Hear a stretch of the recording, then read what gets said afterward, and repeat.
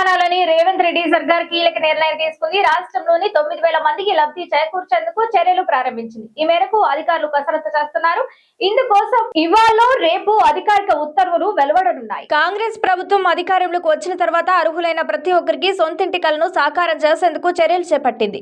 ఇందులో భాగంగా ఇందిరమ్మ ఇళ్ల పథకాన్ని ప్రారంభించారు. ఈ పథకంలో భాగంగా రాష్ట్ర వ్యాప్తంగా ఇప్పటి వరకు 3.49 లక్షల ఇళ్లకు మంజూరు లభించగా ఏప్రిల్ నాటికి మొదటి విడతగా 1,00,000 ఇళ్లను గృహ ప్రవేశాలకు సిద్ధం చేయాలని ప్రభుత్వం భావిస్తోంది.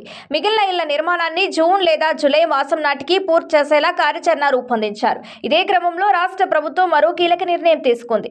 ఉమ్మడి రాష్ట్రంలో గత టీఆర్ఎస్ ప్రభుత్వంలో ఇల్లు మొదలుపెట్టి బేస్మెంట్ కట్టి వదిలేసిన లబ్ధిదారులకు ప్రభుత్వం శుభవార్త చెప్పింది.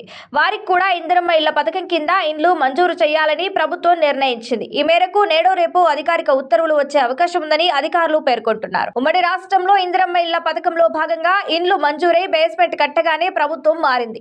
ఆ తర్వాత బీఆర్ఎస్ ప్రభుత్వం ఇళ్ల నిర్మాణానికి సాయం అందించలేదు. దీంతో ఆ ఇండ్లన్నీ బేస్మెంట్ వివిధ దశల్లో ఆగిపోయాయి. మరోవైపు గత ప్రభుత్వం ఎన్నికలు జరిగే ముందు గృహలక్ష్మి పథకంను ప్రారంభించింది. ఈ పథకంలో భాగంగా ఇండ్లు లేని లబ్ధిదారులకు 3 లక్షల సాయం చేస్తామని ప్రభుత్వం చెప్పింది. అయితే బేస్మెంట్ మొదలు పెట్టే సమయానికి ఎన్నికల షెడ్యూల్ రావడంతో ప్రభుత్వం సాయం అందించలేదు.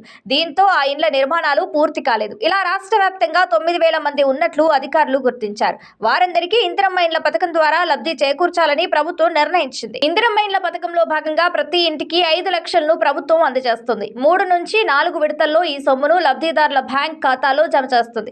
అయితే గతంలో నిలిచిపోయిన ఇండ్ల నిర్మాణానికి ఇందిరమ్మ ఇండ్ల పథకంను అమలు చేయడం ద్వారా వారికి బేస్మెంట్ సాయం 1,00,000 మినహాయించి మిగతా 4 లక్షల సాయాన్ని అందజేయాలని ప్రభుత్వం నిర్ణయించింది.